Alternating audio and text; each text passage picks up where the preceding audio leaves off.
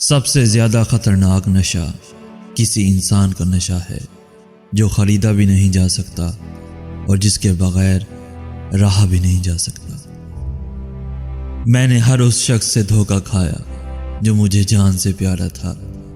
बस एक ही बात समझ आई कि जिनके निशाने कमज़ोर होते हैं दूर से वार नहीं कर सकते, वो करीब आकर मोहब्बतें जताकर सीने में जिस जगह दिल होता है उसी जगह वार करते हैं। जिसका दर्द ता हयात चैन से जीने नहीं देता, उनका दिया हुआ दर्द खून पीने वाले कीड़े की तरह होता है।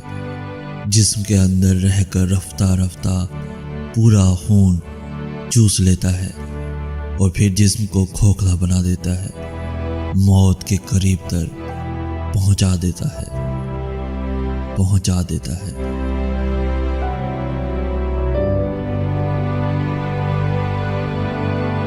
लेकिन धोखा देने वाले लोग ये तो नहीं जानते कि क़यामत के दिन उनके साथ क्या होगा, लेकिन ये ज़रूर जानते हैं कि दूसरों के साथ क्या